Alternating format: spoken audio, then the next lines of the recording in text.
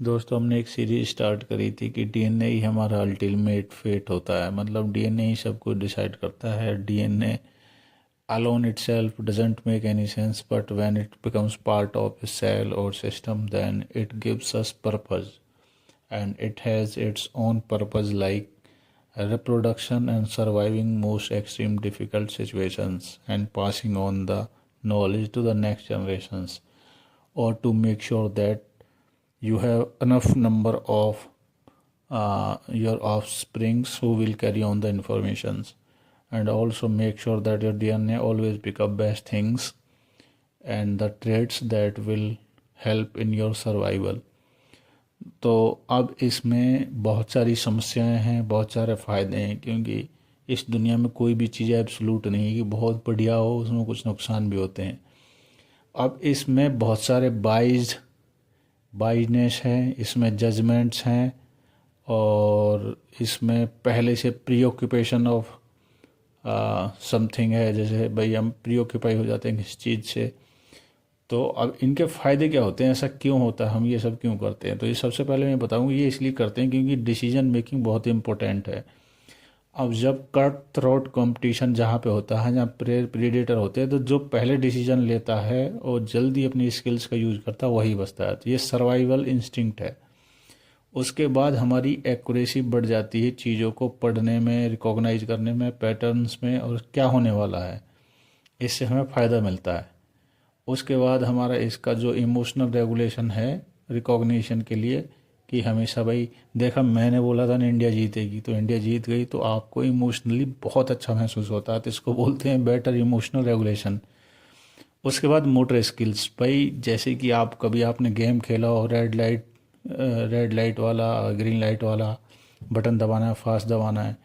तो जब आप ना किस चीज़ में बहुत ज़्यादा इन्वॉल्व हो जाते हैं तो आपकी जो स्किल्स हैं वो इम्प्रूव हो जाती हैं, और प्रॉब्लम सॉल्विंग स्किल आपकी, रिपीटेशन और रीइंफोर्समेंट, बार बार वही करने से ये सब बढ़ जाते हैं। और ये सब हमारे सर्वाइवल जो इंस्टिंक्ट है उनको बढ़ाते हैं, जो भी किसी तरीके से किसी हिसाब से डीएनए से ही रिलेटेड है। और जब कोई इंसान और पशु अपने एक्सपीरियंस और पैटर्न से सीखता है तो उसके बिहेवियर में और उसके माइंड में, उसके ब्रेन में काफ़ी चेंजेस आते हैं कि वो किस प्रकार से स्ट्रेटजीज़ को लगातार अपने सर्वाइवल और एफिशिएंसी को बढ़ाता है। अब जैसे कि हमारे जो ब्रेन के न्यूरॉन साइनेप्स होते हैं उनमें होता है एक लॉन्ग टर्म पोटेंशिएशन। मतलब जब भी कोई कनेक्शन क्रिएट होता है तो पोटेंशियल डिफरेंस वहाँ पे होता है। जो आयंस हैं एक जगह से दूसरी जगह पे चेंज होते हैं, जब वो बार बार होता है तो इसको रीइंफोर्समेंट एक तरह का बोलते हैं, रिपीटेशन। तो पोटेंशिएशन से ना वो नए कनेक्शन क्रिएट होता है और वो स्ट्रॉन्ग हो जाता है बहुत ज़्यादा, और उससे रिपीटेशन से उसकी जो मेमोरी है ना वो स्ट्रॉन्ग हो जाती है। और इसमें हमारे हिप्पोकैम्पस होता है, वो हमारे एक्सपीरियंस को जब बार बार होता है उनको हमारी याददाश्त में डाल देता है। मैं 10 साल लगातार कॉलेज गया या स्कूल गया, तो लगातार ऐसी चीज़ें हिप्पोकैम्पस उनको मेमोरी में कन्वर्ट कर देता है। उसके बाद prefrontal cortex and basal ganglia जो होता है, तो बार बार कोई पैटर्न को आइडेंटिफाई करने में ना, तो उसके आउटकम क्या होने वाला है। जैसे कि लगातार 2-3 वाइड चली गई तो अब आपको पता चल गया कि भाई बॉलर डर चुका है, तो वहाँ पे अभी पिटने के चांसेस बहुत ज़्यादा हैं उसके। तो ऐसा ये सब हमारा इसमें प्रीफ्रंटल कॉर्टेक्स और बेसल गैंग्लिया होता है। उसके बाद होता है रिवॉर्ड सिस्टम। तो दोस्तों आपको पता होगा कि कुछ अच्छा करने पे हमारा डोपामाइन रिलीज होता है। तो डोपामाइन जब रिलीज होता है तो रीइंफोर्समेंट कॉज करता है, बार बार हमें वो बिहेवियर दोहराने के लिए करता है, जिससे हमें बहुत अच्छा महसूस होता है। एक बार छत पे एक कौवे ने तो ऐसे डोनट टाइप का सब पहिया ले लिया था, उसको स्लाइड हुआ था। तो उस स्लाइडिंग में उसमें जो भाई थ्रिल आता है, ऊपर से जब नीचे थ्रिल आता है, तो इतना मज़ा आया था। ये वीडियो यूट्यूब पर है, वो बार बार वही करता है। तो ये ऐसा क्यों करते हैं? क्योंकि भाई उसमें डोपामाइन रिलीज होता है, बहुत अच्छा महसूस होता है। तो भाई बिहेवियर में ऐसे होता है कि आदमी जो नुकसानदायक चीज़ है उससे दूर भागता है, इसका फ़ायदा होता है। और जहाँ रिवॉर्ड मिलता है उसी चीज़ में वहाँ पे अपने रिसोर्स जहाँ मैक्सिमम हो उधर ही दिमाग लगाता है। दूसरी जो एफिशिएंसी बढ़ाने के लिए हैबिट्स और ऑटोमेशन करता है किसी चीज़ से, जितनी जल्दी हो जाए उसकी आदत डालता है शॉर्टकट्स की। क्योंकि जो आपके रेस्पॉन्सेज हैं वो रिड्यूस करते हैं आपके जो दिमाग का जो लोड है, और आपको जो रिसोर्स है दिमाग के वो बाकी काम के लिए, नई चीज़ों के लिए उनको बचा के रखते हैं। तो इसलिए कोशिश करते हैं शॉर्टकट लेने की। इसके लिए एक टर्म है ह्यूरिस्टिक्स, मेंटल शॉर्टकट्स। जब हमारा दिमाग शॉर्टकट मारता है और ये शॉर्ट कटना बहुत बड़ी समस्या भी है और हमारे लिए बहुत फ़ायदे की चीज़ भी है। तो इसमें क्या होता है, हम स्पीड पर ज़्यादा ध्यान देते हैं एनर्जी खर्च करने की बजाय। ये बिल्कुल ऐसे है जैसे हमने MCQ पे चले गए और डिटेल ऐसे लिखने से अच्छा है कि भाई हम शॉर्टकट वाले जल्दी जल्दी वाले वो करेंगे, क्योंकि उसमें मेंटल एग्जॉशन कम होता है। अब इसमें 3-4 टाइप होती हैं। जैसे होती है कि भाई अवेलेबिलिटी ह्यूरिस्टिक्स होती है, कि मतलब हम तुरंत कोई चीज़ डिसीजन लेते हैं, तुरंत हमारा दिमाग शॉर्टकट मारता है। कि मान ले कि आज भाई मेरे पास ऑप्शन है, मुझे दुकान से दूध लाना है, तो मेरे पास 2 ऑप्शन है, मैं पैदल जाऊं या मेरे पास साइकिल पड़ी है, मेरे पास बाइक है, स्कूटी है। तुरंत ही सामने न्यूज आई कि भाई हेलमेट ना पहनने से एक लड़के के सर में चोट लग गई, तो भाई आप स्कूटी को डिच करके तुरंत ही साइकिल लेके पैदल निकल जाओगे। तो आपके दिमाग ने शॉर्टकट मारा। अब आपने ये भी नहीं पढ़ा कि उस बंदे को चोट क्यों लगी, क्योंकि एक खंबा गिर गया था। जरूरी नहीं कि हर खंबा गिरे और हर आदमी बगैर हेलमेट के चलाए, लेकिन आपने वहाँ पे शॉर्टकट मारा आपके दिमाग ने। दूसरा होता है रिप्रेजेंटेटिव ह्यूरिस्टिक्स, मतलब आप किसी चीज़ को देख के प्रोटोटाइप बना रहे हो। हमारे यहाँ कास्टिज्म बहुत ज़्यादा है। आपने गरीब देख लिया, कोई हल्का देख लिया, सांवला देख लिया, फटे कपड़े देख लिए, तो स्टीरियोटाइप है यार गरीब होगा या कोई हल्की कास्ट से होगा। तो ये सब आपके दिमाग की उपज होती है। ये एक्सपीरियंस है, ये आपके लिए फ़ायदेमंद भी होती है और ये आपकी सोसाइटी में आपको दिक्कत भी क्रिएट करती है। उसके बाद होते हैं एंकरिंग ह्यूरिस्टिक्स। भाई ये आपकी रिलाई करती है कि आपको सबसे पहले क्या इन्फॉर्मेशन मिलती है, उसी हिसाब से आप आगे की चीज़ें जज करते हो। जैसे अंधे आदमियों के बीच में हाथी छोड़ दिया, अब जिसके सूंड पकड़ में आया तो वो कहेगा ये गोल है, एक फ्लेक्सिबल चीज़ है। अब जिसके में हाथ पैर पकड़ में आया वो कहेगा भाई ये पिलर है, जिसके में पूंछ पकड़ में आई वो कहेगा भाई झाड़ू है। तो फर्स्ट इन्फॉर्मेशन पे हम उस हिसाब का जजमेंट बनाते हैं। अब इसमें क्या होता है, इसमें कई बार बहुत सारी गलतियाँ होती हैं। जब गलतियाँ होती हैं तो आदमी डिस्करेज होता है। तो लेकिन हमारे इसके लिए भी दिमाग का एंटीरियर सिंगुलेट कॉर्टेक्स एक ACC करके एरिया है जो एरर्स और मिसमैच को डिटेक्ट करता है और उस हिसाब से एक्सपेक्ट क्या था भाई रिजल्ट क्या आया, उस हिसाब से उसको करेक्ट करके फ्यूचर में तुक्के मारने की उसको आपको बदल देता है। ये हर आदमी के अंदर हो रही है। अनपढ़ से अनपढ़ आदमी होता है वो भी अपने अंदर बदलता है, लेकिन उसका लेवल अलग होता है। अब जो बच्चा लगातार एग्जाम दे रहा है उसका जो तुक्का मारने का लेवल है ना वो एकदम अलग होगा। जो फर्स्ट टाइम जो अटैम्प्ट करेगा उसका एकदम अलग होगा। अब हमारा एक परसेप्शन वाला मुद्दा है। परसेप्शन क्या होता है, अब जैसे कि हमारे अंदर एक आदत होती है, किंचन स्केमा बोलते हैं उसका, बेबी स्केमा बोलते हैं, बेबी स्केमा इफेक्ट।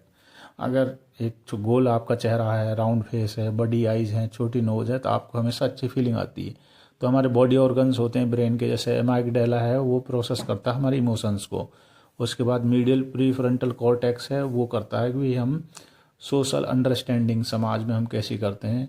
तो ये दोनों एक्टिव होते हैं कि जब हम कोई हल्की प्यारी सुंदर कमज़ोर इंडिविजुअल देखते हैं तो अलग हिसाब से हमारी इमोशंस प्रोसेस होते हैं। उसके बाद इंसुला एक पार्ट होता है जहाँ पे हमारी एम्पैथी और इमोशनल अवेयरनेस है वो वहाँ पे एक्टिव होती है। कि जब हम आप बच्चे वगैरह को देखते हैं तो आप एक स्ट्रॉन्ग कैरेक्टर देखते हैं और एक बच्चे को देखते हैं, तो जब भी आप स्ट्रॉन्ग कैरेक्टर देते हैं तो ये चीज़ें आपकी ये कम हो जाती हैं, अपने आप ये डिक्रीज हो जाती हैं। क्योंकि आपको पता है कि भाई जो बच्चा है उसको हेल्प की ज़रूरत नहीं है और वो वीक है, तो वहाँ आपकी एम्पैथी एक्टिवेट हो जाती है, तो ब्रेन का एमाइगडाला है वो एक्टिवेट हो जाता है। लेकिन जब एक पावरफुल आदमी आता है तो वहाँ पे कॉम्पिटेंस आ जाता है और स्टेटस आ जाता है, डोमिनेंस आ जाता है। तो आप वो बोलते हैं कि this person can help itself, there is no need to be nice to him. और अपने आप ही आपकी बॉडी के अंदर चेंजेस भी रिफ्लेक्ट हो जाते हैं। आप ब्रॉड हो जाओगे, आप स्ट्रॉन्ग दिखोगे, कि वहाँ पे आप खुद ही उसके साथ compete करने के लिए तैयार हो जाओगे। और इवोल्यूशन के साथ ना इंसान ने क्या किया ना, एक सोशल हायरार्की अपने अंदर बना रखी है। अपने मतलब एक अनकॉन्शियस माइंड से हम ये करते हैं कि कोई पावरफुल और स्ट्रॉन्ग बंदा है तो भाई हम उसको सोशल ऑर्डर में थोड़ा ठीक मानते हैं और उसको इन्फ्लुएंसिंग मानते हैं। अगर कोई इमरजेंसी आ जाए तो वही बंदे का आप सारे के सारे लोग बहुत जल्दी लाइकली चांसेस हैं कि जो सबसे स्ट्रॉन्ग और पावरफुल बंदा होगा उसको लीडर बनाएंगे। अब लोगों को लगता है कि यार ये हमसे कैसे हो जाता है। लोग ये सोचते हैं कि पहले हम इन चीज़ें जिससे है, मान ली कि आप एक सामने एक बंदा खड़ा जो बहुत पावरफुल है, मसल है, आपसे ज़्यादा हाइट है, तगड़ा है, वजनदार है, तो आप उसके सामने खुद भी चाहे आप कितनी कमज़ोर हो आप भी अपने आप को एक स्ट्रॉन्ग दिखाओगे। जैसे बाकी एनिमल्स होते हैं जब फेस टू फेस आते हैं तो जो फाइट और फ्लाइट वाला जो फ्लाइट वाला सिनेरी होता है वो है। लेकिन अगर भीड़ में ये सब आ जाए तो सारे लोग उसको अपना लीडर चुन लेते हैं, लेकिन सामने हो तो कंपटीशन में आप उससे बड़ा दिखने की कोशिश करते हो। ये ह्यूमन टेंडेंसी है और ये जानवरों की टेंडेंसी। तो आप कभी सोचते नहीं कि भाई ऐसा क्यों हुआ है कि जिस आदमी के साथ हम कम्पीट कर रहे हैं now suddenly we have chosen him as our leader. तो ऐसा क्यों होता है? तो ऐसा इसलिए होता है, ये सब हमारा डीएनए ही हमको ये बोलता है कि भाई अगर हमें सर्वाइव करना है then we have to pick up the most strong man from our team. जित भी हमारे पास जितना भी रिसोर्स है हमें उसको बचाना है। तो ऐसे ही काम होता है कि अगर आपके पास एक कमज़ोर बच्चे हैं जिसको भाई फीडिंग की ज़्यादा ज़रूरत है, जिसको केयरिंग की ज़्यादा ज़रूरत है, और एक एक स्ट्रॉन्ग बच्चा है who is very healthy and he is taking care of himself and doing most of things it's on doing things himself.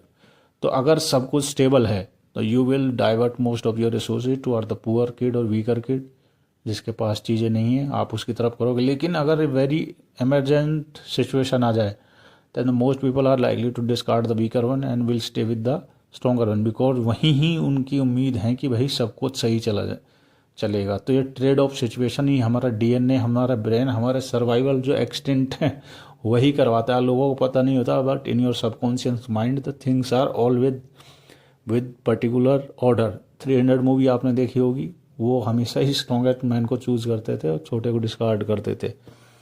अब ये जो बाइसनेस है, जो परसेप्शन है, बाय डिफ़ॉल्ट हम में एग्जिस्ट करता है और यही हर जगह एग्जिस्ट करता है। अब इंडिया में इसको किसी ने कास्ट का ऑर्डर दे दिया है, लेकिन लोगों ने कहीं पे रंग का ऑर्डर दे दिया है, लोगों ने कहीं पे इसको भाई फिजिकल फीचर्स पे दे दिया है। लेकिन ये हर जगह हर समय और सभी में एग्जिस्ट करता है। लेकिन हम अपनी कम्युनिटी को हार्मोनाइज करने के लिए वो भी हमसे डीएन नहीं करवाता है, because it is very important to have a social order and peace, harmony and hierarchy and organization, कि प्रॉपरली सब कुछ ऑर्गेनाइज रहे। ये सब होना सोसाइटी में, ये भी हमसे डीएनए करवाता है। Otherwise you will fight with each other and you will go extinct in no time. तो ये सब भी हमसे यही करवाता है। तो ये हम खुद ही जो ऑर्डर, जब हायरार्की और स्टेटस क्रिएट करते हैं और यही स्टेटस बाद में रिजिड जब हो जाते हैं और उन पर लोग जब डिस्क्रिमिनेशन स्टार्ट कर देते हैं तो नेक्स्ट लेवल की चीज़ें आ जाती हैं। ये सब है एक लोकल चीज़ है, इनका कोई मीनिंग नहीं है इस दुनिया में, इन दुनिया में इसका कोई मीनिंग नहीं है। But on society level, on small level, these things play big roles. Sometimes they affect emotional health and mental health of people in big manner. तो अब भाई कोई ऑर्डर में बहुत ज़्यादा पावरफुल है और रिसोर्स हैं, और ये बात फैक्ट है कि जो हमारा डीएनए है उसके हिसाब से रिसोर्स ही आपकी सबसे ज़्यादा इंपॉर्टेंट चीज़ है। If you have resource then you have everything, you have power and you have things to execute in the society। तो आप कुछ भी एग्जीक्यूट कर सकते हो, आपका कोई भी ऑर्डर है वो उसका पालन होगा, तो उसी हिसाब से चीज़ें चलती हैं। तो जहाँ तक ये बात आती है, जब पावर और जो हमारे रिसोर्स होती हैं वही सब कुछ होती है। पावर और रिसोर्स से ऊपर कुछ नहीं होती। पावर और रिसोर्स के लिए हम पॉलिटिक्स डेवलप करते हैं, हम डिप्लोमेसी डेवलप करते हैं, उसके थ्रू हम चीज़ों को इन्फ्लुएंस करते हैं, अपनी पावर को रिटेन रखते हैं। चाहे ट्राइब्स हों, चाहे मोस्ट एडवांस ह्यूमन बींग्स हो, सब में सेम ही प्रिंसिपल लगता है। अगर आप down to go to grass root level you find the same thing. और जो स्ट्रॉन्ग और रिसोर्स होता है उसके अलावा उसका कुछ नहीं होता। The religion is very small thing, it is also a part or tool to organize people and to keep things happy. On local level, everyone is busy with himself and this keeps society such and silent and organized and it gives strength to lots of people। लेकिन जो resource और power है वही सबसे powerful होती है, वो religion वगैरह इन सब चीज़ से ऊपर होती है, वो कभी ख़त्म नहीं होती। दुनिया ख़त्म हो जाती है, रिलीजन ख़त्म हो जाती हैं, सोसाइटी ख़त्म हो जाती हैं, पावरफुल से पावरफुल जो एम्पायर है वो कोलैप्स हो जाता है। But what doesn't stop is power and resource thing। The fight for power and resource always stays on। और उसके लिए किसी भी लेवल की पॉलिटिक्स हो जाती है और होती रहती है, डिप्लोमेसी इन्वॉल्व होती है। You can watch all the religious Wars and all the Wars fought in this world, सब में सेम ही प्रिंसिपल आपको मिलेगा, आप कहीं भी जाकर देख सकते हैं।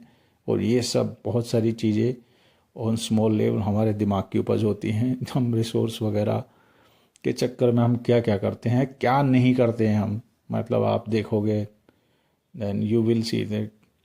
तो जजमेंट करना, ये हमारा जो बहुत जल्दी डिसीजन लेना, ये सब हमारा ब्रेन हमसे करवाता है। हमारे लिए फ़ायदे की चीज़ भी होती है और कई बार बहुत बार बैकफायर कर जाता है, लेकिन ये सब हमारा दिमाग हमसे करवाता है बिकॉज ब्रेन हमेशा कुछ ना कुछ सर्वाइवर के लिए अच्छा करने की कोशिश करता ही रहता है। It constantly evolving and doing something better. तो आपके क्या विचार है, ज़रूर बताएं।